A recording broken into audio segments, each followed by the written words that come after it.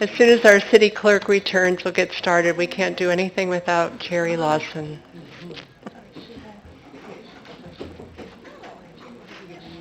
Huh? I can't do $20. Oh, not in front of everybody. For what? What do we need $20 for? It's for honey. Oh, For the WBRP. I'm going to call the meeting of the Bloomington City Council to order. Can we please rise for the Pledge of Allegiance and remain standing for a moment of silence? I pledge allegiance to the flag of the United States of America and to the republic for which it stands, one nation, under God, indivisible, with liberty and justice for all.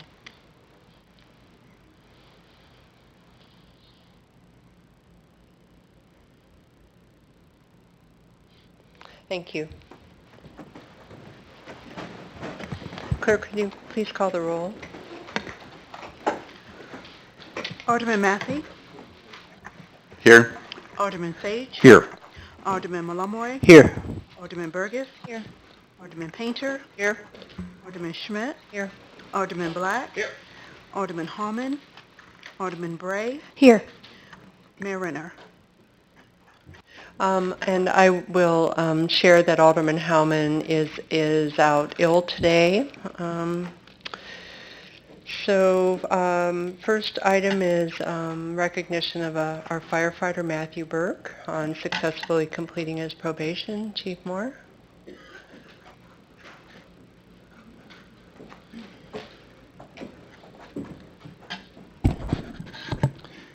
Good evening. Thank you, Mayor Pro Tem City Council. Tonight we are recognizing Matt Burke. He completed his probationary period. Oh, come on up. I'm sorry. Let me give them a chance.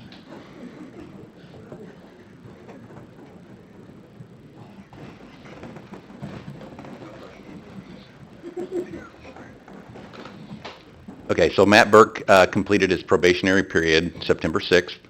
So we're presenting him tonight to take the oath of office in front of council. Matt Burke is from Hudson, Illinois. He started in the fire service with the Hudson Fire Department, where he has served as a firefighter EMT for the last 5 years. He attended the Peoria Fire Academy at the Peoria Fire Department Training Academy Center.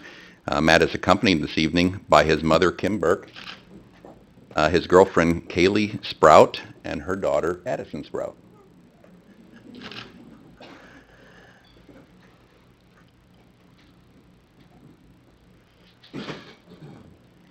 Would you like your family to come and join you?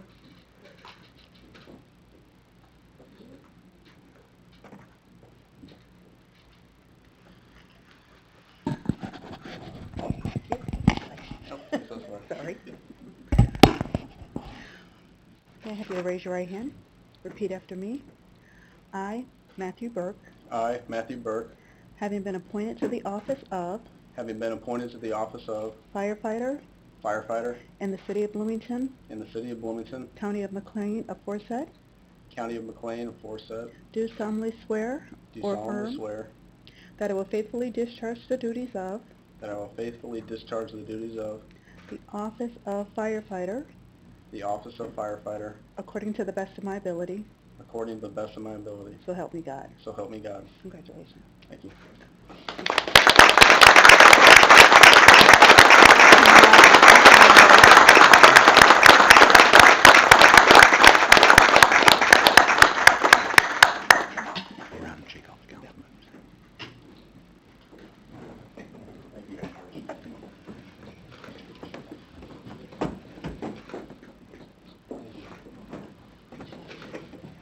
Congratulations. God bless you.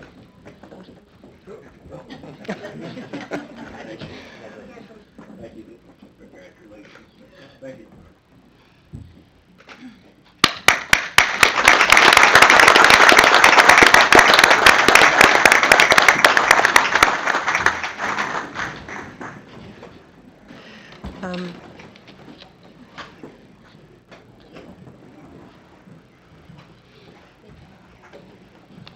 Thank all you gentlemen for coming, too.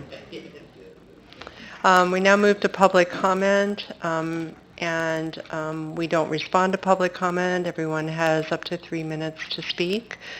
We have 5 individuals. First up is Tim Tilton and then Sue Feldkamp.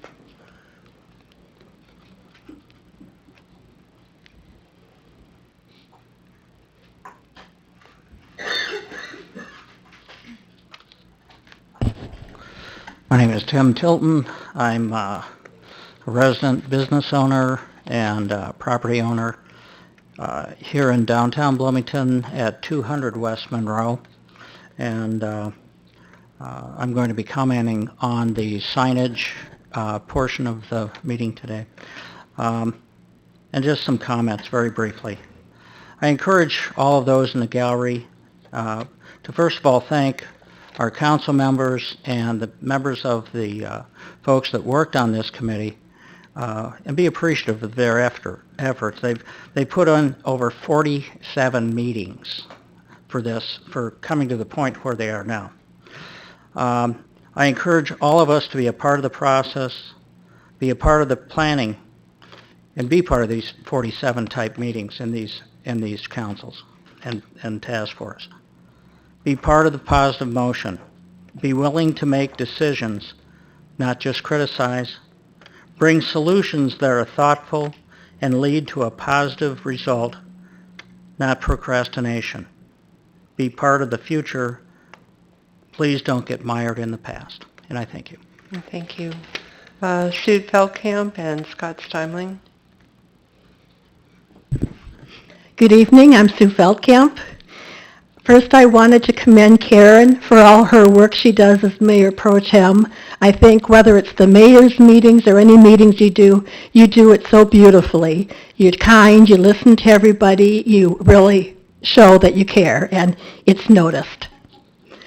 Secondly, I wanted to mention on the article in the paper this last week, I had about 12 people comment to me about the parking garage situation turning into the library, and everybody is totally against it. We have problems parking downtown, and we need to have a parking garage. I realize we only have 5 to 10 years left worth on that garage, and something needs to be done about it. We need to have a parking garage rebuilt. We need to have a parking garage downtown to sustain citizens coming down.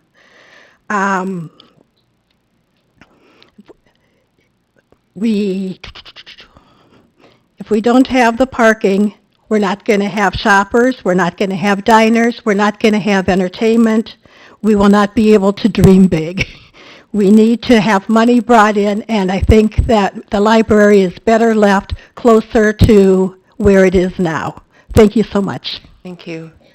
Scott Steimling and Donna Bolin. Scott Steimling, Ward 5. My concern is with streets. I know I brought this up before. The inlet in front of my house is dropped. I had a neighbor tell me today that the city is not going to do one lousy thing until that inlet is raised. And so consequently, when is the city going to raise the inlet? Because these streets are absolutely deplorable. And the city told me 10 years ago they would have that fixed. Are they going to wait 10 years after your property taxes? And you know good and well they aren't. And so when is the city going to own up and fix those streets?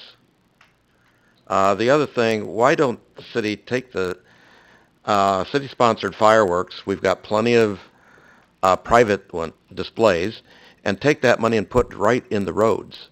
I know people may be upset, but I wonder if Chief Hefner is really that upset when somebody stops somebody, writes them a ticket, and they're upset with the police department. I said, I don't think so. The sidewalks, they are a tripping hazard. And if anybody doesn't believe it, go out in Fleetwood subdivision and take a look at it. There was just 2 replaced this past week at no expense to the property owner because the city came out, took a look at it, and said they're hazardous. One was between, I believe, 109 and 105 Parkview Drive. The one next to that is absolutely pathetic, and nothing's been done about it. Why didn't they do something when they were out there? You know, that just makes common sense. When are all the sidewalks going to be replaced? Those sidewalks in that area are like 40, 50 years old. Maybe, I don't know if anybody has an answer to that or not. But I guess I brought this up time after time after time after time. And, you know, why do we have to wait until there's a major crisis? You know, they say there's a noise ordinance in Bloomington, but the fireworks aren't a noise, are they? That takes place after 6 at night. Thank you very much. Thank you. Donna Bolin and then Serena Fish. Hi, I'm Donna Bolin. I live in Ward 2. I'm going to comment about the signage. I've not seen it before. It was put in the packet, and I actually am very pleased with the hard work that they've done. I really like the Art Deco design. I think that's very clever. It's very sophisticated, but I feel that dream big at the top does not necessarily correspond stylistically, and I'm wondering why the logo may not have been included in the design. And since our mission statement says that we're the jewel of the Midwest, that stylistically a jewel could be incorporated maybe in the design, and that the downtown is the jewel of the city. That dream big strikes me as an order, like do this, instead of a brand. And it strikes me as, it's not an invitation. It's like, be good, do this, and I'd rather have the brand be come in, something like that. Thank you. Thank you. Serena Fish?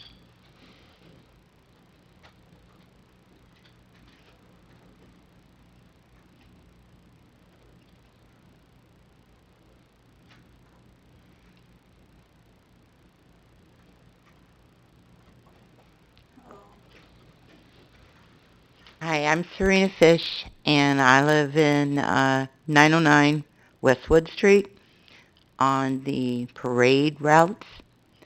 Thank you very much to you guys for participating, the ones that did. I said hi to you all. My great niece was here from California, thought it was the best thing ever, because she literally could take 2 steps out and participate in a parade, a hometown real parade. So thank you very much for that. The other thing I would like to say is that the dream big thing, I also have a problem with the title. It doesn't connotate to me what you're trying to say. It's good for internal, the businesses, but if I'm driving down a highway and I see dream big, is it a basketball camp? Is it, bigger bottles of maple syrup? I don't know. It doesn't, the whole concept of this and where you're trying to go and things that you're trying to do is wonderful. Dream big doesn't say it. Thank you. Thank you. Now we turn to the consent agenda, and the items here are deemed to be routine in nature.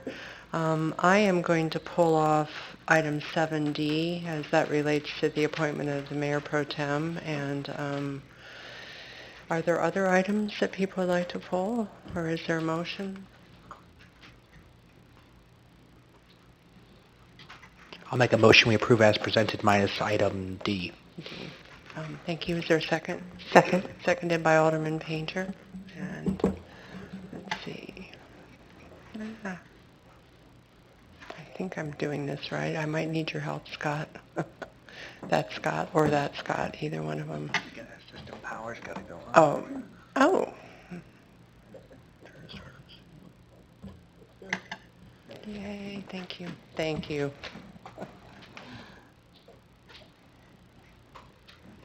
And then, why am I not seeing how to show it? It hasn't. Oh, it is up, okay. It's a miracle. It was nothing that I did. Thank you. Okay, it is. This does not look like the normal, okay, there we go. Thank you. All right, I needed the other one. So I'm going to abstain from 7D, and I don't know if there's a conversation about this or not, or if there's a motion in a second.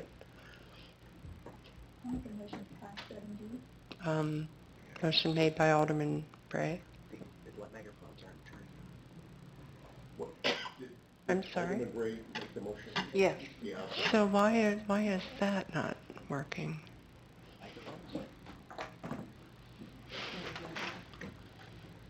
Exceeds my expertise. Okay, I think he's got it. Okay, I will second the motion. okay. So, I'm sorry, I want to make sure that our audio is working as it should. It is now, okay. All right, thank you.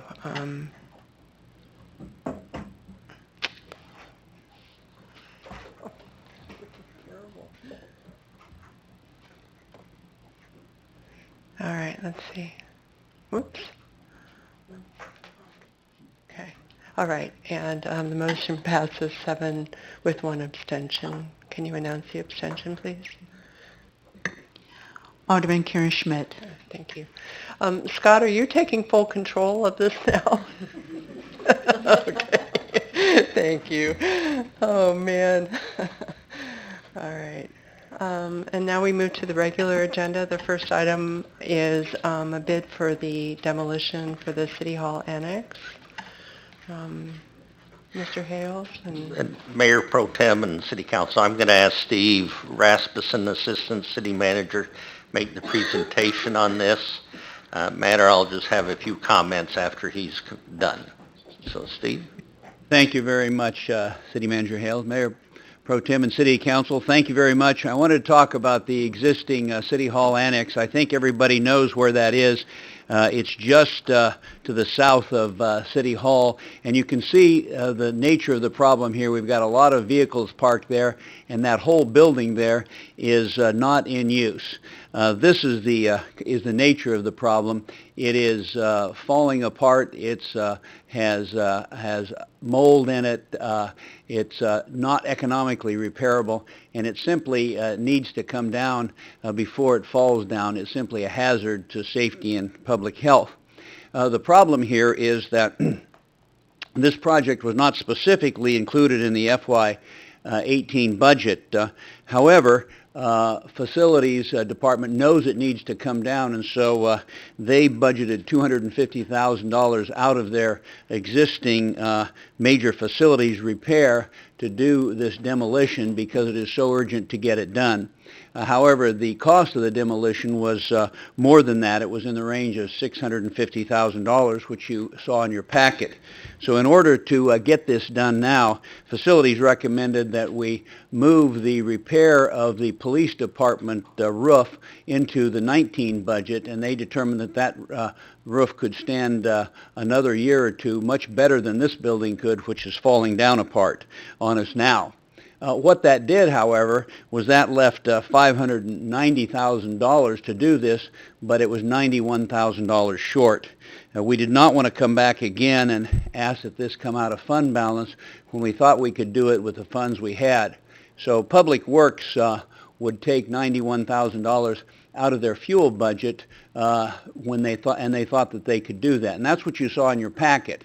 However, since we prepared this about 2 weeks ago, the world changed on us, and now about 10% of the country's ability to refine gasoline has been taken out, and so the gasoline prices went up a great deal.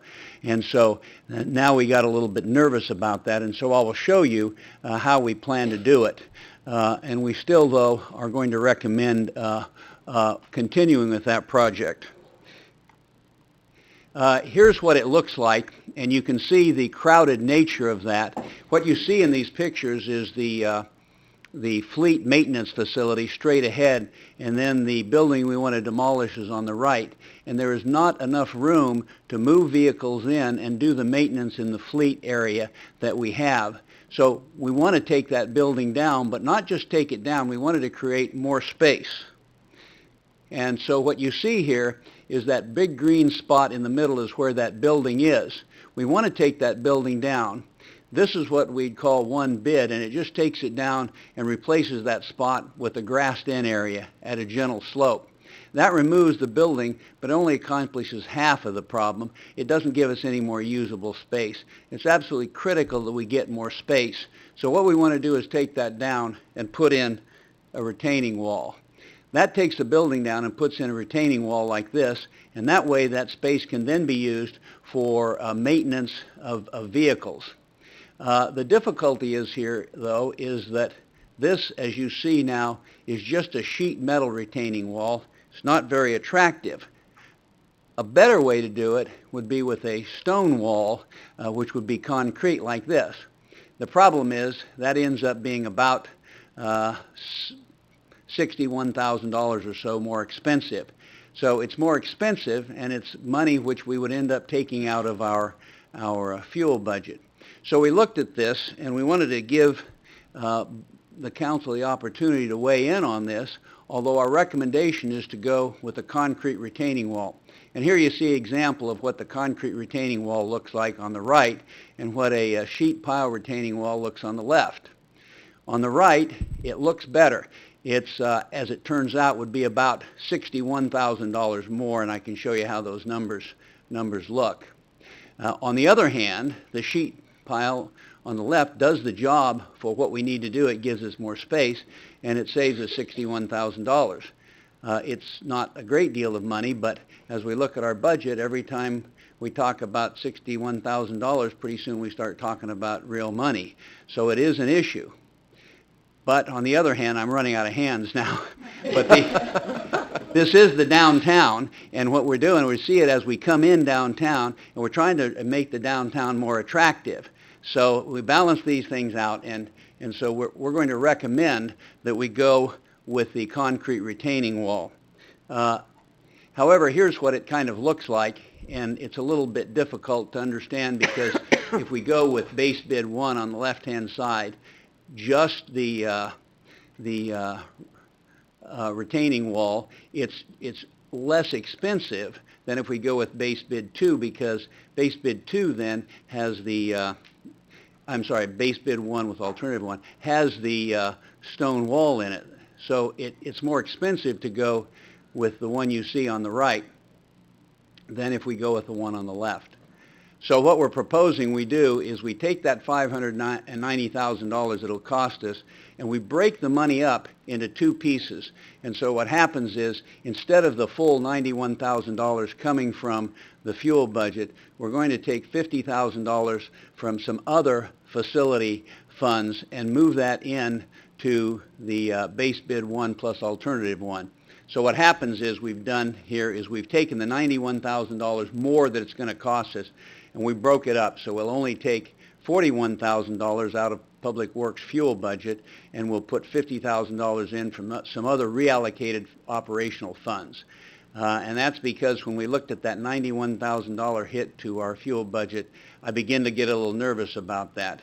And I'm also beginning to get pretty stingy about how I spend your money. So that's the way we wanted to divide it up, but we did think it would be worth spending additional money to have it look better by having the stone wall. And so that would be our recommendation, and that's what you would see in your packet here. We thought, however, we'd give you the opportunity to discuss that so that you would know why we were spending more money than just the minimum amount that was necessary, but we feel that the look of that for our downtown would be worth the additional money. We're available to answer any questions you may have. I have Russ Waller here, and I have Jim Karch here to ask you questions. and this makes it a slight bit different than what you see in your packet. So we've asked for a new financial impact where I broke the $91,000 up into those two pieces. So to make it correct for the record, I'm going to ask Russ Waller to give you all a copy of that. And that's all it does. It makes it a little bit different than what the packet said. Scott, I am still not seeing that lights are coming on up here, and I'm not sure if I've pressed something or I haven't pressed something that I should press. Yeah, everybody's on green.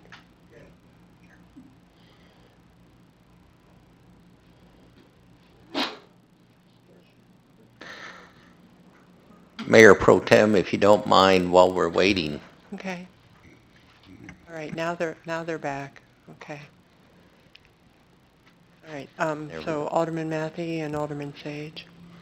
So I was just going to say that personally, I'm perfectly fine with the sheet pile retaining wall, because I would rather, if we were going to spend extra money, making a concrete retaining wall, I'd rather take that money and put that into bushes, trees, something planted on next to the sidewalk there to hide the fact there's still a whole bunch of parked vehicles right behind there. I think that would make kind of that landscaping would make a bigger visual impact than worrying about what the wall is behind all the parked vehicles. So that was just one thought that I had, that I don't care about the sheet retaining wall at all, as long as we had some landscaping to hide it. The other thing I wanted to point out too is one of the pictures you had, there was a ladder truck that was in the picture. Yes. I took a tour of the Public Works facility and the vehicle maintenance shop last month, and that is a problem we have to deal with in the future, just to put it on record, because we have vehicles that are too big to get into the shop. So the guys literally lay on the ice or the burning hot pavement or whatever the weather conditions happen to be in Illinois at the time to work on the vehicles, because we don't have a vehicle bay big enough to put the ladder trucks in there or any of the very expensive dump trucks and recycling trucks that we just bought. We can't put them inside to work on them, and that's an issue I know we're going to address, but that picture kind of brought that to type of mind, and I thought we should point that out to the public since we had it on the screen, that's something else we're going to have to deal with long term. Thank you very much, and I would point out that one of the considerations with the sheet steel retaining wall is we are working with a space needs study with the proposal of finding an operational center where we can move that whole facility or maybe repair it there. But when we do some of that, there is something coming down in the future that we are going to try to do something with the whole area. It might be in 2 or 3 years, but it might be in 10 years, so you might have to live with that for a while, but it could be possible we'd be better off spending our money and moving the facility rather than changing the wall. That is one of the considerations for sure. I agree, and that picture right there is the one where I was thinking that whole stretch along the sidewalk right there, we could landscape it and hide everything back there behind it and all the vehicles and everything, so I'd rather put the money there than worry about the walls, my personal preference. Thank you. Alderman Sage and Alderman Black. Thank you, and thank you, Steve. A couple questions. How tall is, whether the wall is sheet metal or concrete, what's the height that we're talking about? 14 or 15 feet, Russ, do you know? About 10 feet. 10 feet? 10 feet. And so I'm assuming then at 10 feet, that's, we have garbage trucks, fire trucks, dump trucks and such that are every bit as tall as that. So I'm trying to envision the value anyway of something that's aesthetically more pleasing if we're going to have large vehicles backed up against, and I'm assuming we'd put large vehicles back up against that spot. Sure. So I'm wondering how much this would be visible anyway. And then can you go back to your picture? Because I'm thinking that of the sheet metal wall, where the the actual photograph of the sheet metal wall? Yeah, the photograph is coming from the reverse direction. If you see this truck in the bottom right, it's facing away from the sheet metal wall. The sheet metal wall would be at the back of that truck. Yeah, and I just want to see the picture, though, of the sheet metal wall, because I'm sure we Googled nasty sheet wall pictures. Because this is like the worst sheet metal wall I've ever seen. And I'm not sure where we found this, but I mean, there could be some other things that could be done to make this thing. Well, we could paint it and... Well, there could be any number of things. I mean, there could be some murals on it. There could be numbers of things, and so I guess if you're looking for some feedback, I guess I would be probably similar to Jamie, and I would be in favor of using that money for some other benefit, given that probably a lot of it's going to be blocked from view anyway by vehicles parked there for maintenance. And there could be some other things done to make it certainly more aesthetically pleasing, so thank you. I smell a project for the DBH Design Committee, I think. That's right. Alderman Black and then Alderman Berger.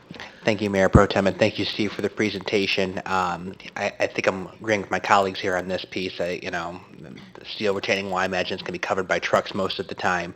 I guess my only note would be as a process piece. I mean, this would be a great example where we could maybe engage the beautification committee for a recommendation or feedback. I mean, I'm not the most aesthetic kind of guy.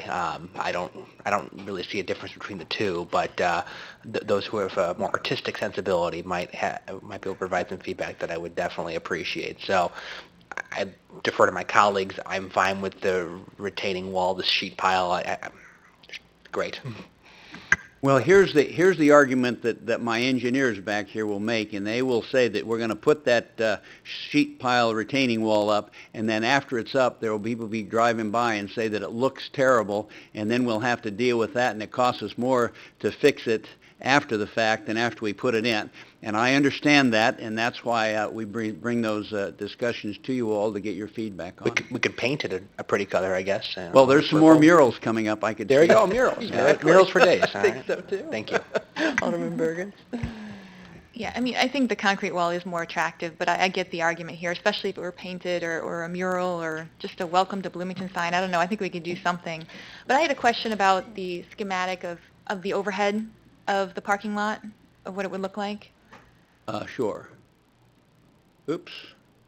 And this is in line with what's already been said about Greenscape, but we wouldn't let a private landowner do this. I mean, our code requires a buffer zone, right, between the sidewalk and a parking lot. Am I right about that? There has to be a strip of green. You mean on the west side? On the west side. So is this our final plan? Because, I mean, we should be a good example for what we expect from other people in the community, and I think that not placing any greenery there would be a big lost opportunity. And so what you would be seeing is a strip of green along the left side of this picture? Correct. I mean, we require that everywhere else, isn't that? For parking lot, wouldn't we require that? Okay. Well, good. And that I think we were talking about the retaining wall here. We weren't talking about the actual design of the sidewalk and the parking lot, but we would certainly make it to code. Russ, you That's the plans show that, but that's an easy change. Changing plans and doing a construction change to provide the grass along the sidewalk. Okay, yeah, because to me, I mean, that's a big element of making this attractive, and especially with all the really nice work we've done just to the north of us here with the fountain, et cetera, having some trees leading in there would go a long way, I think. And we certainly, if we choose to go with the metal wall, could use some of that money that we save. That's true. Alderman Berger. We would have a little more money to operate with then. So I have a question about maintenance and longevity of a metal wall as compared to a concrete wall. I guess when you say to me metal, I think of rust and maintenance and upkeep. And when I think about concrete, I think it's there until somebody hits it or damages it or something, right? So has any numbers been crunched on what we could see in 10, 20 years as far as upkeep between the two? Well, we do have maintenance issues with both. I'll let one of the engineers address that, Jim or Russ. The question here was, what is the long-term maintenance requirement of the metal versus the concrete? And maybe you could address that. So the metal retaining wall, you're going to have some maintenance requirements, especially if you're going to paint it. Because that type of retaining wall has a natural tendency to rust. That's why you see them that way all the time. And so, yes, you could paint it. You'll have to sandblast it. If you take extra care in doing the initial preparation and painting, that'll give it a longer lifespan. But like with anything metal, basically it always fades over time, degrades over time. You will have to come back and maintain it. So both of them will have a long-term, long life. Just the concrete facade, essentially, that will be on that, essentially makes it maintenance-free. As long as it doesn't get damaged by vehicles or anything like that, running into it, essentially once it's there, minimal maintenance. You could seal coat it a couple of times over the life just to give it a little more durability to salt. But essentially once the concrete is there, you shouldn't have to touch it. Whereas the steel, you are going to have to spend some money on it occasionally to either repaint it or sandblast it again and start afresh. Jim, don't run into it with any of your trucks. So to me, the maintenance-free features are attractive, apart from just the fact that the wall is more attractive as concrete. So that would be my thought on this one. Yes. Mayor Pro Tem, if I could just, hearing a couple of different thoughts up here, there are two different options, and tonight you can go with the recommendation that's in the packet.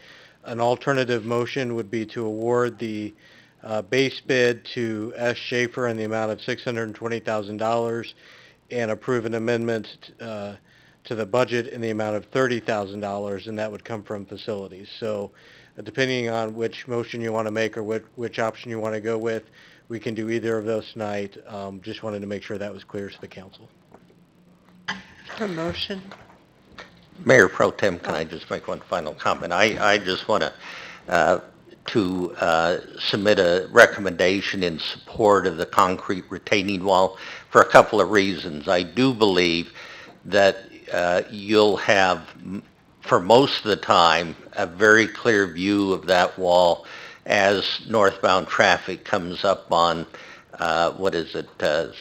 Main Street?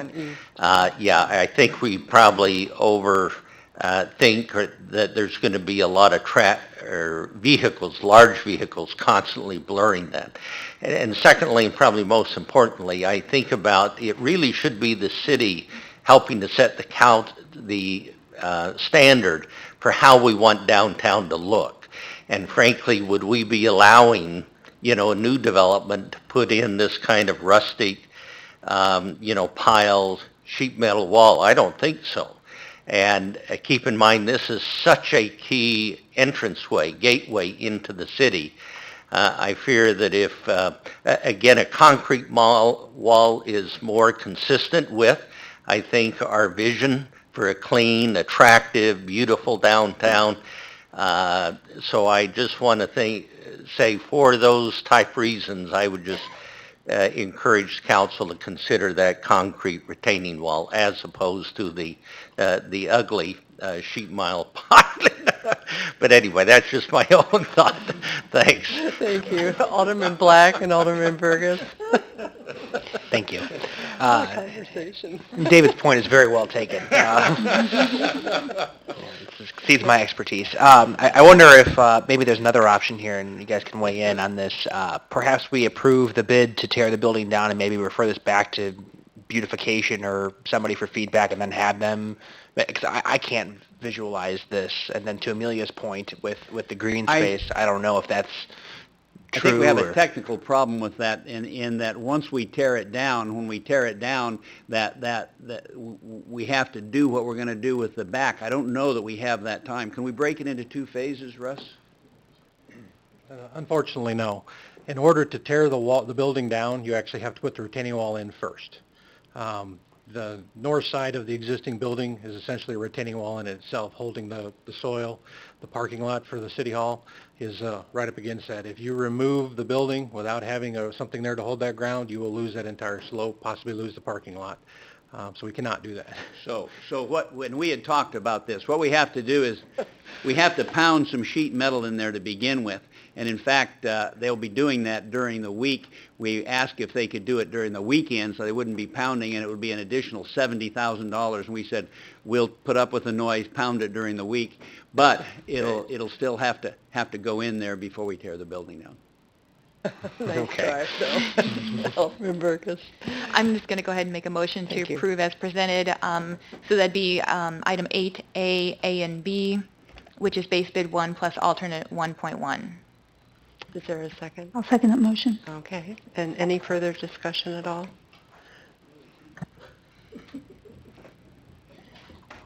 Okay, let's go ahead and vote. Now, are you doing this or am I doing this? You're doing this, okay. Thank you very much, and we really appreciate your guidance. Motion passes 8-0. Okay, now we move to item 8B, which is a presentation regarding the downtown design and branding concept and a potential vote on that. Okay, thank you again, Mayor Pro Tem. What we have here is there are 3 actions in this, and I will present each one separately, but the first one is to give a presentation of the results of 47 meetings of the Signage Committee, and tomorrow morning at 8 o'clock they'll meet again for meeting number 48. Wow. And I'd like to introduce the current co-chairs of that committee. Tricia Stiller and Russ Francois, and I think Tricia's going to give the presentation tonight. Yes. Thank you. Thank you, Steve. Before I begin, I would like to speak to that 47 meeting comment that's been made time and again. A great portion of our time was devoted to looking at 8 different design applications and vetting those companies and selecting our design partner, and also just working on affixing the universal parking symbol to our existing parking structures. That took a good portion of our first year together just to get that far. So, and we've been speeding right along ever since. So bear with me while I find, whoops.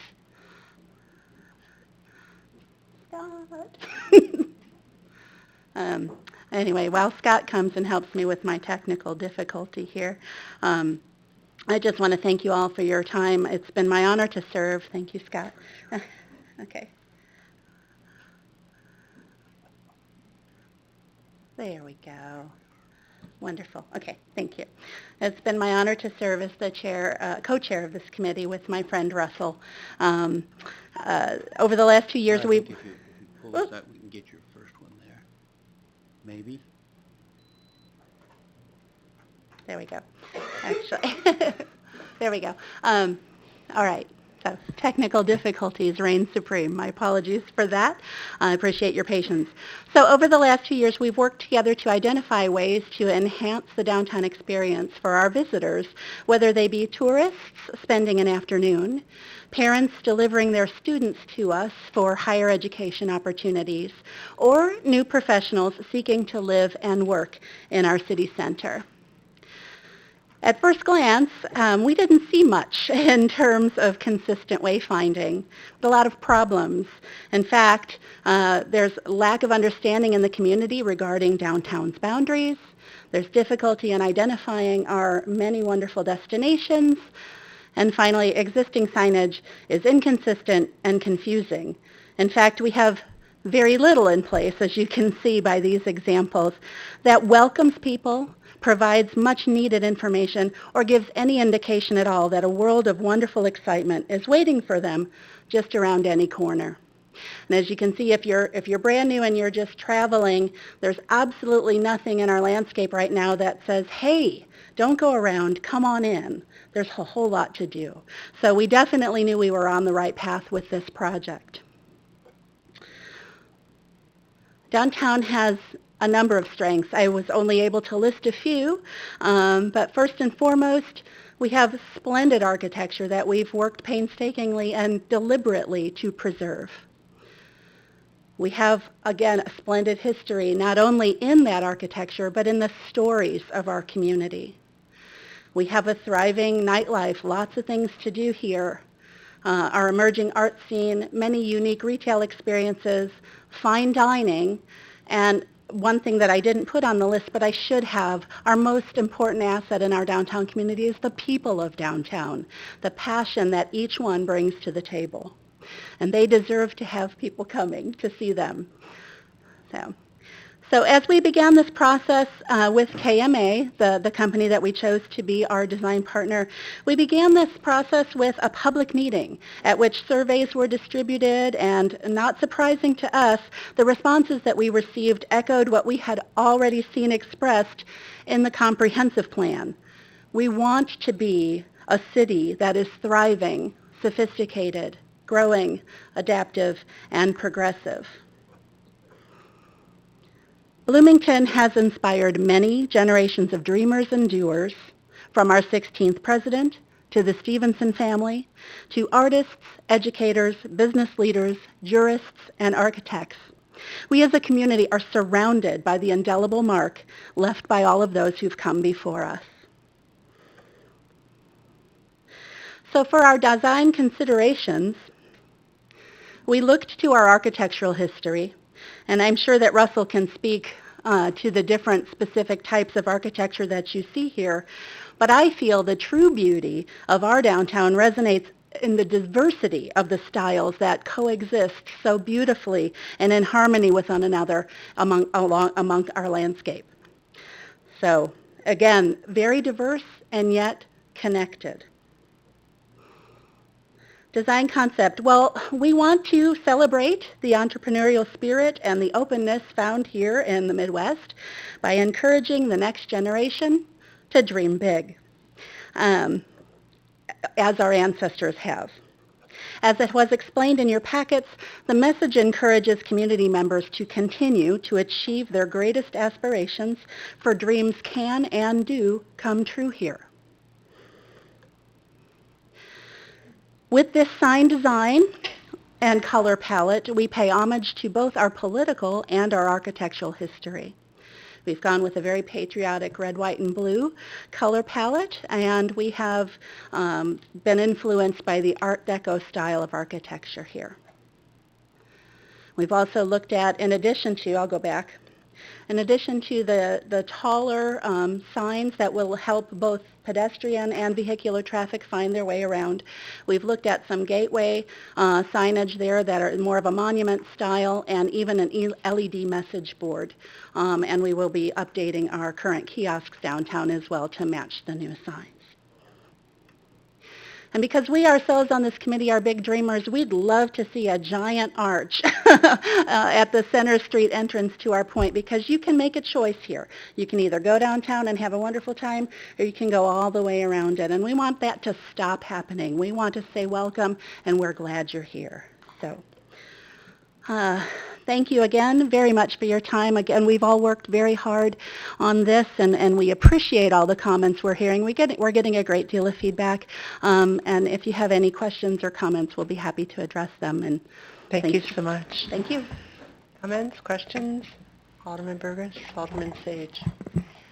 Well, I think in general, I'm also getting a lot of feedback, which is wonderful that having this meeting tonight has encouraged people to provide their thoughts on downtown and on this project.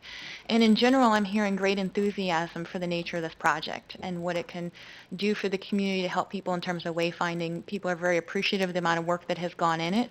But I also am, as we heard in public comment, hearing people who would like to provide some additional commentary and suggestions with regard to the design and to have that taken into account. So I don't know what that means for actions tonight, but I think because for many people, despite the fact there have been previous opportunities for public input, they, for whatever reason, have missed out on that. So I think for many people, I'm hearing that they're seeing this for the first time. And so I would like to give an opportunity for that commentary to go to good use before we finalize the design. Okay. But I don't know what that means in terms of our action tonight, because again, I think the community is very supportive of moving forward. Okay, thank you. Alderman Sage and then Alderman Black. Thank you, and thanks, Tricia, and also a nice shout out to the members of the signage committee, because I know what 47 meetings looks like, and so these folks are troopers to have stayed in there for that long. I had a chance to meet with a couple of folks, And one of the questions that I had was, a lot of times we get questions about, is there any way to quantify some of the economic benefits of an investment like this, where it's much softer in nature, it's kind of advertising, but yet kind of logistical and so forth.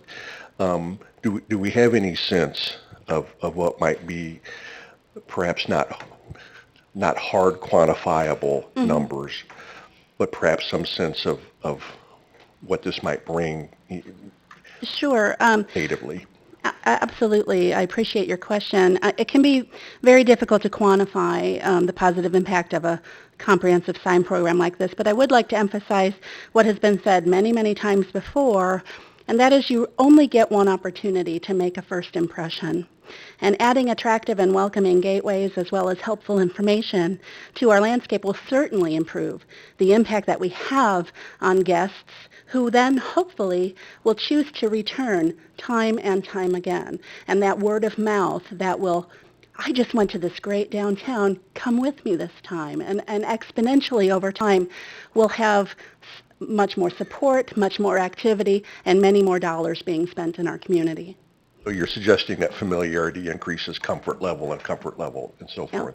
Let me ask you, and I know we're still in a design phase. Would we anticipate that we would have one of these signs each block, so that I'm trying to envision, especially, and again, what I brought up in the conversation was traffic moving rapidly down East Street. Right. And I heard that the engineer brought in slide rules and large books and everything and plotted that all out. But what I'm trying to understand is, will there be some sense of people moving through that, okay, this is the next block, there will be a sign here? Or do we anticipate multiple signs in a block, or just generally how might that work?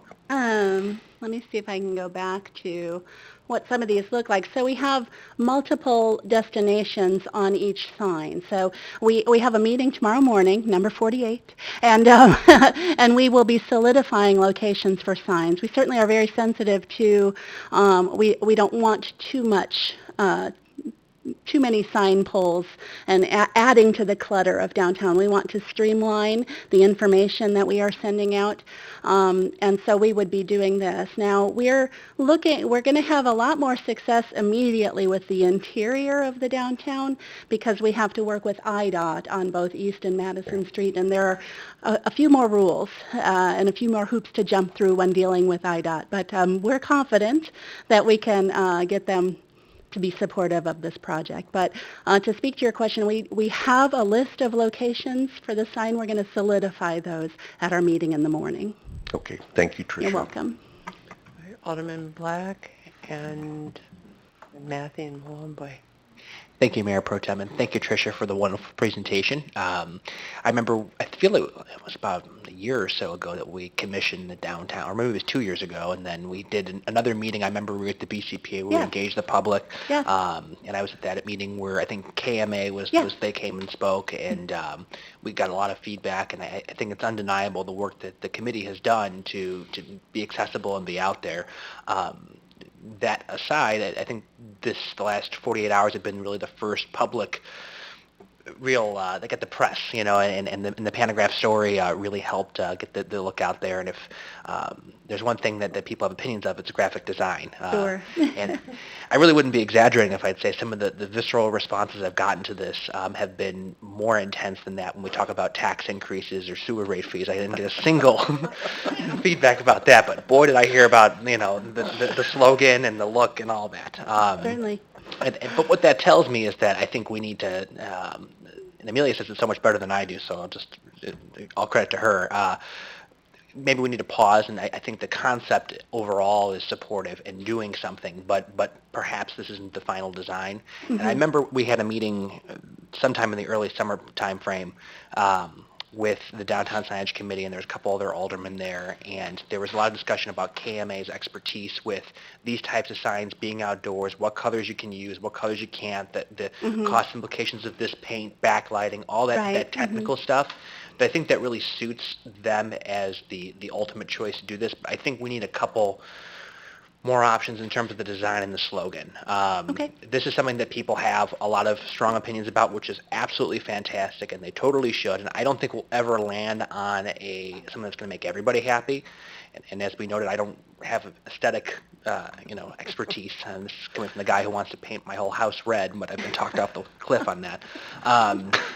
But we need to get more people involved, and I'm not sure if, and I hate to say another public meeting, and maybe they come back with a couple different design choices, slogans, and an explanation of which, and maybe in a committee of the whole meeting that seems to be suiting of that, get some feedback, get some more thoughts out there, because I think KMA is the right choice for this. I wonder if we vote on approving that tonight, and going with that contract, and then not necessarily dream big and or dream on, or I don't know. Because I think it's a good start. I think it's engaged the public, but I think we need to just do a little bit more with it, because this is important to me. And we've identified on a number of occasions downtown being a top priority for this council. It's a top priority for this mayor, and now comes the time to do it right. And I would rather do it right long term. And that archway, that is top priority for me. I think it looks great. It's what major cities do when they have these sorts of things. If we're serious about wayfinding, that's one way to start it. I think piece number two, I didn't grow up in this community. I came here for school, like a lot of people do. We talk about visitors. I see Crystal and I see Beth out there. They're bringing people in by the thousands on a monthly basis. There was always this sense of you should just know where the museum is. You should just know where the BCPA is. But we got students coming here with their families. We want to show off our community, and wayfinding is a great way to do that. This is a much needed, very important step, and I want to see it funded properly. I want to see it done very well long term, because the economic impacts to me are immeasurable, and that'll be great for our whole community. But I think at this point, let's take a breather on the design. I think the firm doing it's the right approach, and I guess I'll defer to you guys on how to take it from there. Thank you. Alderman Matthey and then Malomboy. So I won't belabor the point either, but yeah, people were very passionate about this all of a sudden. And, all afternoon my phone was blowing up, Facebook, email, and people were very passionate about using any method that they could to communicate how they felt about things. I love the throwback to the Art Deco style on the poles and the design of those and everything. It's amazing, but it seems to be the slogan and the design of the slogan itself. Everybody is like, everything else is great, but that one point right there. Mm-hmm. I will also throw in some anecdotal evidences. We've been downtown with our businesses for the last 12 years, and I've spent, and probably everybody else who has a business downtown, so much time directing people who are lost. No, you're over here, go one block that way and cut up there, and you can park here. And so I think that the wayfinding portion of this is huge, especially as we're doing all sorts of different things in our community to attract additional tourism, especially with the Route 66 Museum and the, Mm-hmm. the visitor center, and as we're hoping to continue to bring bigger and better events to the BCPA, the Coliseum, and what Rory's doing at the castle, and all that sort of stuff. We have people wandering around on event nights lost, not sure where they're going, what they're supposed to be doing. Right. And so that's where these signs come in. In addition to the families from ISU and Wesleyan who are bringing their children down here every year as well. I do appreciate a little shout out to Wesleyan that they do their scavenger hunt for the incoming freshmen every year, and I usually have to redirect lost freshmen around the downtown too. So especially since Doug DeLong keeps repainting the mural on his building over and over again, and they're looking for one mural, and it's not there anymore. He changed it. Yes. So They're looking for a but chicken, and now it's a this, dove. yeah, this project is, I'm so excited to see this happening and that we're moving a lot closer to fruition. I like the idea, though, of pausing and getting more public involved and more things around the design and the concepts. And the big thing I heard was more throwback to what makes Bloomington unique, and that being Lincoln and architecture and things of that nature. So those are some thoughts. Thank you, Tricia, and thank you to everybody on this committee. Thank you. Thank you. Alderman Malongoy. Thank you, Tricia. I wanted to say thank you to the members of the committee because I know 47 meetings is quite a bit. It takes, and I know a lot of those meetings are at 8 o'clock in the morning, if I remember correctly. Yes. And I attended one of them. I know that when I was there, I had a few questions, not being a very artistic person myself, and not understanding Art Deco and all those things. But it's starting to grow on me, especially how when you explained a couple of the references to history, the history of downtown and dreaming big, because I couldn't quite understand, dream big, because dream big to me sounds somewhat generic, that something that anybody can pick up. But I think eventually once you made the connection to the history, now I thought, oh yes, it makes sense. A lot of good and big things have happened in Bloomington. We've had a lot of people who were visionary, and I think it's important to highlight that aspect of our history, but also the architecture. I remember several years ago, I went on a tour with the McLean County Museum of History. I think it was the history of labor, right? Yes, In Bloomington, and through that I learned things that I had no idea, were had happened at that time. So I think this is something to build upon. And I know, designs and things like that. It's a matter of style and taste. We'll get there eventually. But I just I know when you put in that much time and that much work, I don't want the members of the committee to feel discouraged. But hopefully we'll get to something that. I think has a lot more consensus. But I just want to say thank you, and I think this was great work. Oh, thank you very much. Mr. Hale.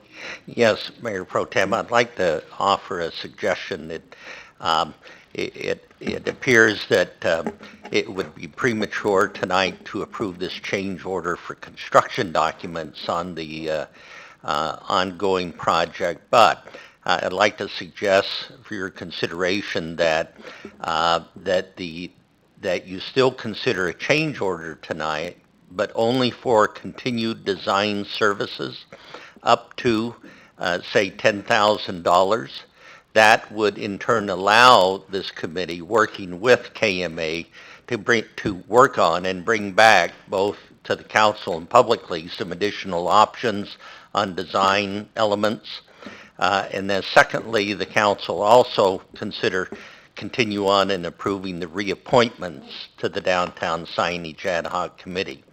I think that revision to the change order would help facilitate what I'm hearing is that you want to see additional options brought back, design options, and it does give a little bit more money because in talking to the assistant city manager, I think the vendor has used up really the bulk of the money allocated for this project. So it would take some additional funding, such as up to $10,000, just as a start. So I'd offer that for your consideration. May I also get a little clarification about the reappointment of the signage committee?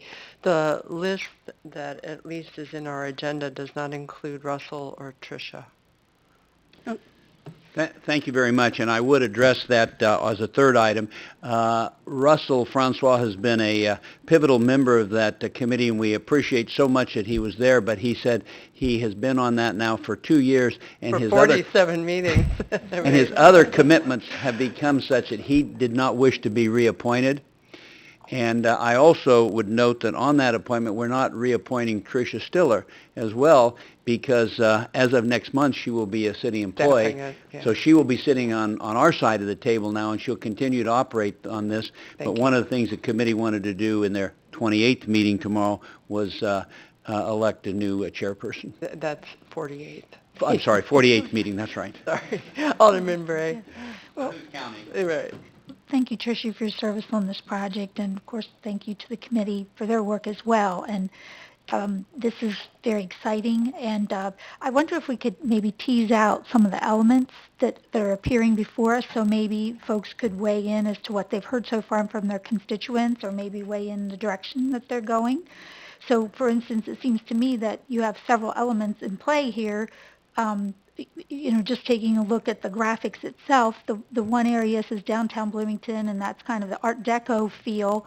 But then we have then we've added a slogan, and then the slogan and the downtown Bloomington have different fonts. So maybe if you could walk us through, do we have a little time for that, Karen, for her to give us some ideas We have on? actually run out of time. We'll need to extend our time for that. Can I make a motion to Somebody- extend Is there a second? 5 minutes? I'll second. Seconded by Alderman Painter. All in favor? Aye. Any opposed? Okay. Thank you. We didn't specify a time, let's say 10 minutes. Sure. So I was thinking maybe you could just give us some understanding of kind of the different fonts that we have and why these were selected, and then maybe why you landed on the Dream Big. You kind of hit on that a little bit, but maybe just give us a little more flavor. Sure, and if you wouldn't mind, I'd like to call Russell up because he's our architect and our design guru, and he would be better qualified to speak to those design elements, Kim. Sure, thank you, Tricia. With time constraints, I think we'd only had 23 and a half meetings if I would not have been there. So, so if you want to talk about it, no. I would like to state and remind that we have, prior to reaching Dream Big, there probably were how many different mottos? 7, 8. And it may have been appropriate, thinking backwards now, to have run all of those up the flagpole here. The other thing was, after that was decided, because the first group that was presented, we declined all of them. So they gave us these next 7. And then from those, they interviewed individually each one of the members, and we came up with 4. From those 4, we selected 1. And that's what you see. So we really have a lot of past homework that I think it may be appropriate to share in, I don't know how the mechanics of the council works, but maybe in a work session of sorts. You certainly could see the diversity of thinking that was in there, as well as probably the same number of paint schemes, color schemes, I should say. I do know that if we present lots of options to a very large committee called the public, very few people see blue the same color, and that's just how that is. So there is a depth of experience that I have appreciated with the committee, and I think we should just share maybe more of what has already been developed, and then if need be, I'm speaking almost unilaterally here, but if need be, we certainly can ask the consultants to continue with some professional services, and because there's a lot of information that's been developed. I don't know if that's helpful. I'll cite one thought. Whenever you see the Dream Big with the swoosh beneath it, my first thought was that swoosh, this is just how it gets, should be green, because for me that was a wide open prairie that people with dreams first came to this part of the world and developed thoughts and great careers and great institutions, never knowing when there would indeed be a university or another neighbor or whatever. And I thought of it as an earliest track record of people having come, dreamed, realized their dreams, as well as maybe it is a directive. I hadn't thought of it as much as a directive, but I like the idea that I'd be inviting you to not have stopped with Lincoln or Jesse Fell, but really to continue to think as big as a people as we are. We're great people in the Midwest, and I'm not one of you by native, but I am here. I've been here since 1977. So I guess for me it was very comprehensive, very invitational, very much, you can realize your dreams right here in our community. And then it did say DB, so downtown Bloomington. That's the full 10 minutes. Is there? No, thank you. So Dream Big and Downtown Bloomington, DBDB. Is that We part of didn't the start element? it that way Okay. because all of the other 6 or 7 options weren't DB. And I don't think we gravitated to DB. I could have been happy with the top 3, quite frankly. You know, so I thought the consultants did a great job, given a variety of opportunities, and the committee has been great as we work together. It's been a good group. Thank you. And am I understanding that you're suggesting a work session on this? I guess I feel personally that we have so much information from the logo or from the branding, Dream Big, and then along with so many color opportunities to just take a look at and say, you know, these were all options that were presented to the committee, and then we moved and we selected one because we felt it would be less confusing to say, this is where we've gone, and maybe we could have informed every step of the way. But it's been a long, I think very ordered, very predictable evolution to this point. And so you're suggesting that maybe you take us a little bit more on the journey that you're on. Step back a bit. Do you have your, Alderman Matthew, did you have your light on?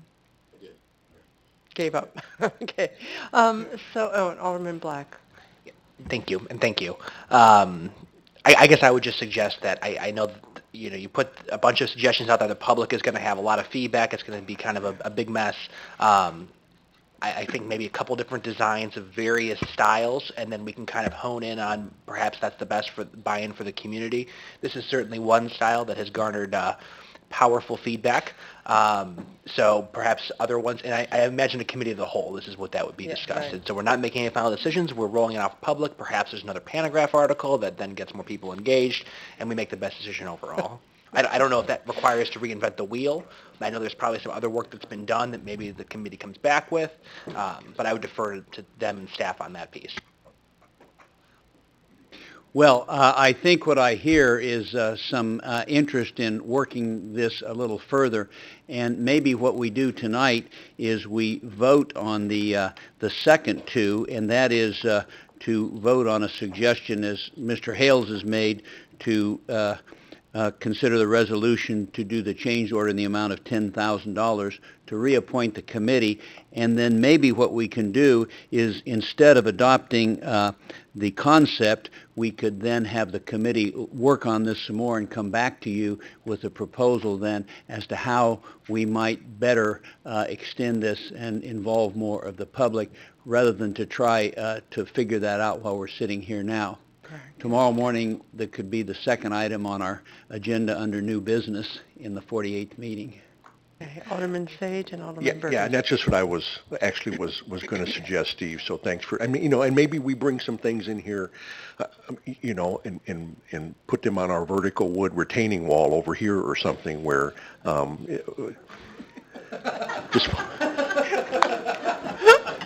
It's nice how we bring those 2 things together, isn't it? You know, I'm always looking for synergy, Steve, wherever I can find it. Okay. And so, you know, maybe we bring some things in that are a little bit more life size or so, you know, just so that people can see things. But I guess I don't want to go back and rebake the cake here, right? I mean, I think what Russell was suggesting was, or maybe it was Karen who said, maybe just illuminate a little bit more the journey of the signage committee and some of those iterations that you work through. Sure. I don't necessarily think we need to go back really far back in the process and kind of start over. Okay, so I'm going to go ahead and make a motion then, along with what you just said. So a 3-part motion. Number 1, that we approve a change order up to $10,000 for additional design services. Number 2, reappointment of the Downtown Signage Ad Hoc Committee. And number 3, that we bring this back for a work session in the future. Is there a second for that? Second. All right. Or one item of discussion, if I could add to that then, and that is we have the members of the Downtown Signage Committee here. I went back and I looked at the record, and they were first appointed on May 15th of 2015 as an ad hoc committee to solve this problem in 6 months. And then we After 6 months, we came back, we appointed them for another year, and so now this is proposing appointing for another year. And I would like to introduce them since they have been here, if I could do that. And I would ask if you're here, if you'd please stand up. We are reappointing Carl Teichman and Vicki Tilton and Beth Wisman and Dave Park and Tom Jones and Crystal Howard and Tom Krieger. Thank you very much.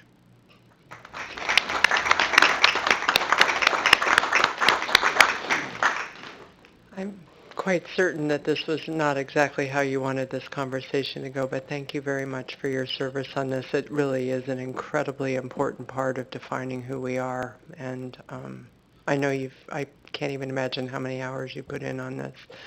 If you bear with us just a little bit more, we'll get there. Okay.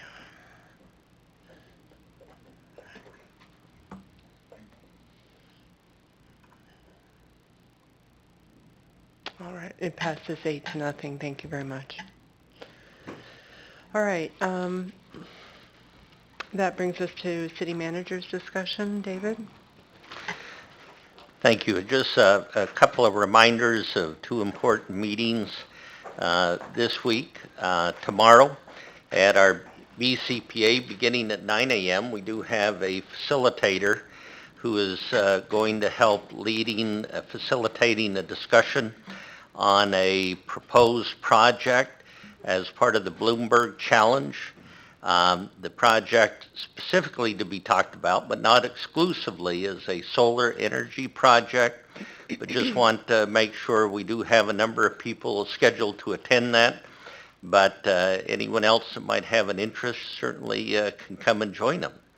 And then Wednesday is also notified, and an article in the paper mentioned a public meeting over at the McLean County Highway Department on Towanda Barnes Road and Ireland Grove Road, and an intersection project up there that there's been some discussion about, as well as some questions about the value, benefit of some of the improvements there, some of the safety concerns that have been raised by both the city and the county engineers. So a couple of upcoming projects this week just to remind you of.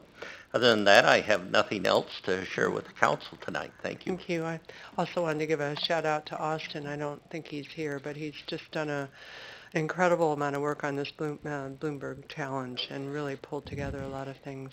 Alderman's discussion, over to you all. Alderman, We'll just go this way if you want to. Go ahead. Okay. Okay. Just briefly, because it came up during public comment, but about the idea of reduction in parking being part of the recommendation coming from the task force.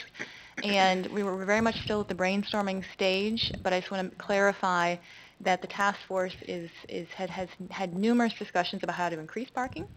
And I would anticipate that any catalyst project that the task force ultimately recommends would include considerations of parking and not the removal of parking. So I just want to clarify that, because I think that unfortunately we just kind of all implicitly understood that, and it kind of got left out of the conversation because I've heard a lot of concerns about that.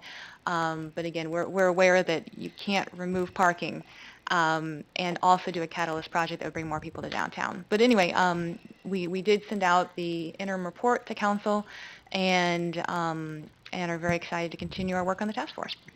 Thank you. Alderman Sage? Thank you. And a couple of the other aldermen commented about some feedback that they had gotten this week on different items, and the feedback I got was on the relocation of the library. And so what I wanted to do was just take a couple minutes and talk about that. What I did was first go back and review, I think it was back in June, we had a joint meeting, the city council with the library board. And we had a number of conversations in there that centered around whether there was consensus on expanding and improving the library in its present location, or if there was any interest in looking elsewhere. And those minutes are available to that. But the last paragraph of the minutes that I went back and looked at, it said Mayor Renner asked for a straw poll of council in terms of where the new library should be constructed. Alderman Burgess would like to continue to look at other locations. Alderman Matthew would like to continue to look at other locations, but is okay with the existing location. Alderman Bray favored the existing location, but would like to review other locations. Alderman Sage did not endorse a new library, but if it did happen, he would like it to be in the existing location. Alderman Milawambe, Alderman Schmidt, Alderman Black, Alderman Howman, Alderman Painter, and Mayor Renner favored the existing location. Now, my takeaway from there was that there was clear council majority for keeping the library where it was.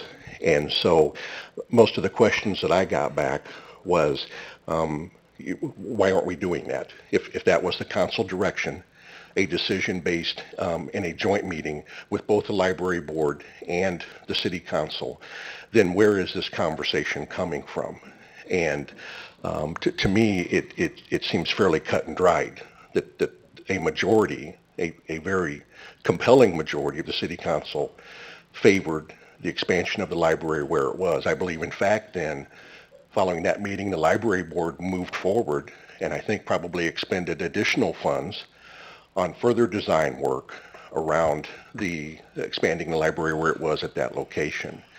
And so I am both confused and concerned that somehow that a new direction is being moved when a majority of the council, as evidenced by the, and maybe that's changed. I don't believe it has.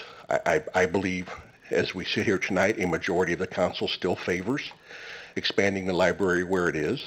And so what I'm trying to understand is, do we need to have some kind of a sense of the council? I know we can't vote on things, but the minutes of that joint meeting are very clear. And that was a majority of the council said we favored expanding the library where it was. So, again, I get worried whenever I see that we have majority council priorities that are put in place. We ask staff to go and work on those priorities, but then I see this as yet what appears to be yet another in a string of events where we have a minority of the council who seems to somehow kind of bypass the majority wishes of the council. So I guess, and I don't suggesting that we spend a lot of time talking about this tonight, other than to say if we need to reaffirm that this is the majority council opinion, we might consider doing that tonight so as to not kind of enable and continue the churn that seems to have come up around this topic. Comments? So- Regarding this specifically? I'll comment on that briefly. That the concept of using the library and moving the library as a catalyst project did not come from any of the three of us that are sitting up here tonight. It came from other members of the downtown task force, and it was proposed by one, jumped on by another. They were very excited about the idea of the synergies. So maybe, while I completely understand where you're coming from, David, I think that people are looking at maybe different ideas and different concepts, and that maybe it's part of a bigger discussion about building usages and where things are in the entire downtown area. That maybe we need to have a brief conversation about that as a separate thing, because it would be, if the library moved, it's part of a multi-step plan that would, well, if it moved, it could involve multiple buildings, right? One of the ideas that was thrown out was, if the library moves, well, the current building is a great place where City Hall could move into. Again, it was people spitballing ideas that are out there, and Alderman Bray made great points during the meeting that she wants to continue to look at other ideas and other options for catalyst projects too. So people did get very excited about the concept at this meeting, but it's not something that is going to be written, and nobody's dominus ominous and saying this is the way we're going to make this recommendation. Mm-hmm. But people are very excited about it right now. Yeah. So I think it would be very easy. I'm sorry. Yeah. Well, and Jamie makes a good point. However, the downtown task force was tasked with taking the downtown plan, the study, and doing a review of those items within the downtown plan and Prioritize. prioritizing those for possible consideration in next year's budget.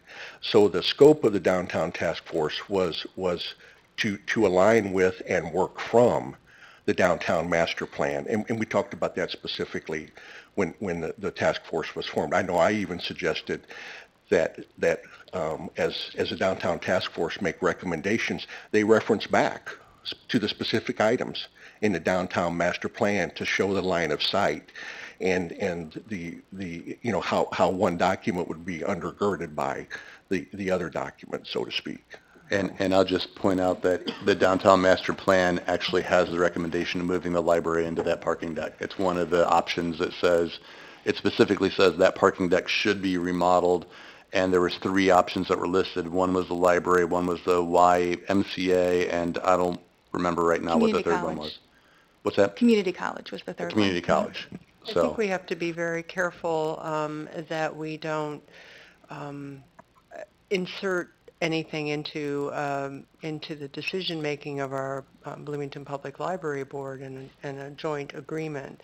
And I think it would be very easy for us to change their timing and the work that they need to do to think about their own development plans. It has always been my understanding that the library expanding in the site that it is building on a vision that Mayor Renner, I think, has done a very nice job laying out and included connecting it with Constitution Trail, the purchase of the Sugar Creek packing plant, and really beautifying and creating a very welcoming space south of Olive Street here. So I think if the task force feels that this is a decision that it really wants to dig into, I really feel like we need to go back as a group to the library board where those decisions emanated from and revisit that. But I know you wanted to speak, and did you want to?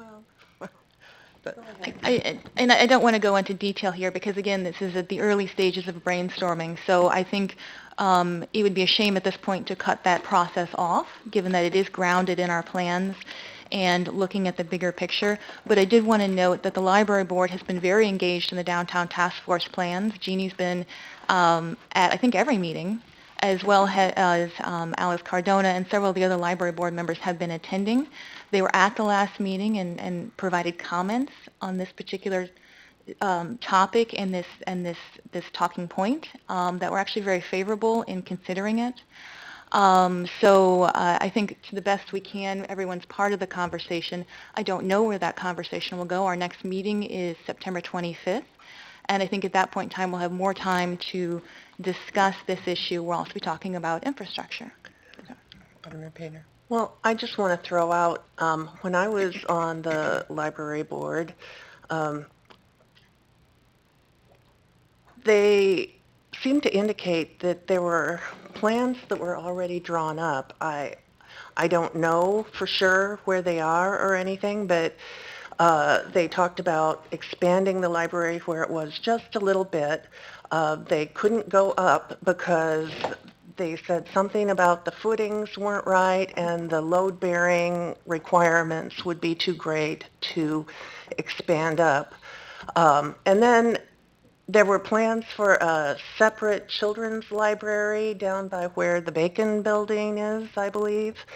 And when I think about all those things, to me, it's really hard to comprehend a library and a parking garage together if the load-bearing requirements were too great to expand the library where it is up.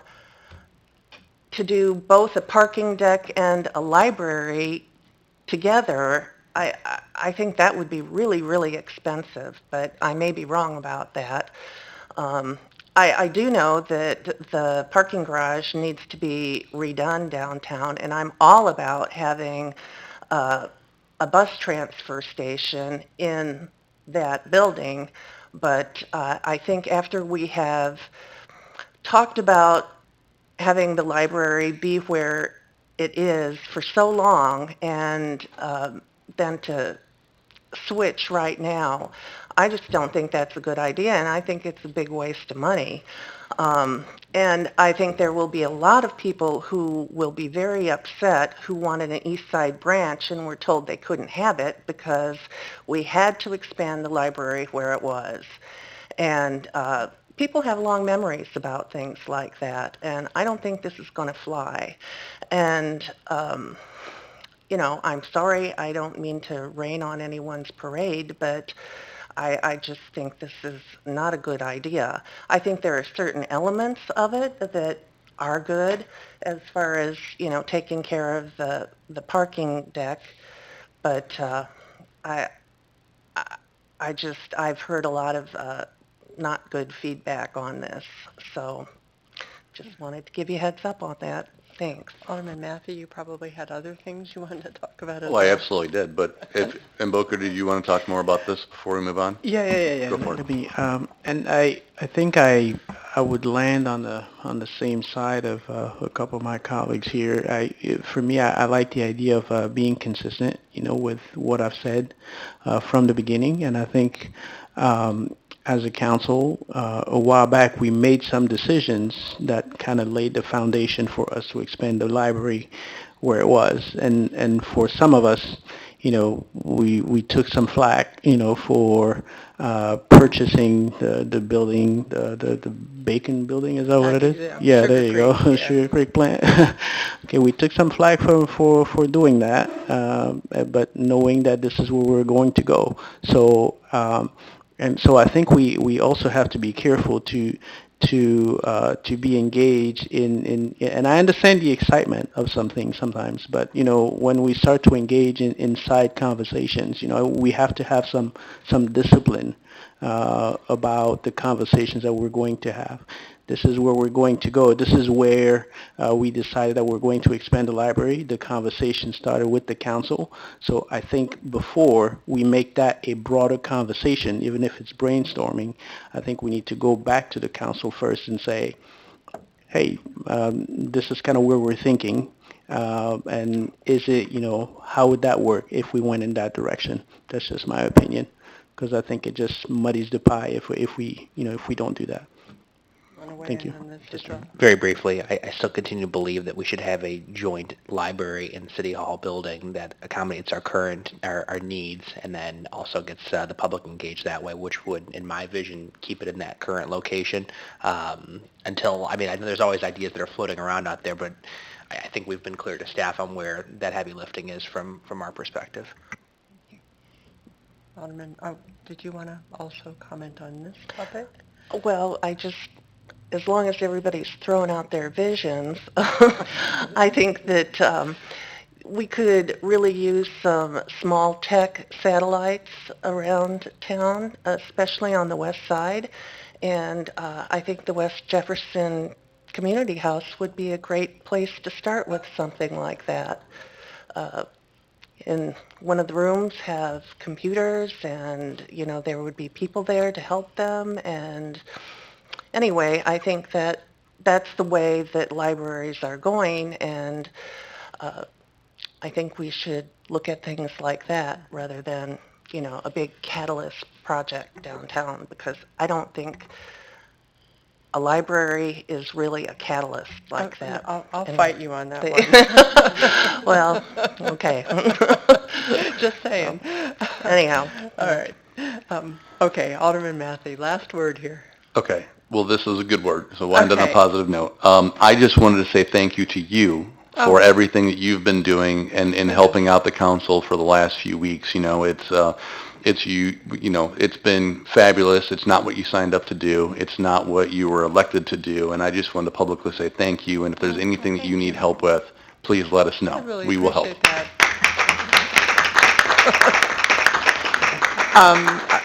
I really think the kudos go to David and his staff for making everything just very easy and keeping the noise level down. They can have some too. And all of you have been very gracious in stepping in and doing things, and I know I can count on everybody, and yeah, so thank you very much. All right, is there a motion to adjourn?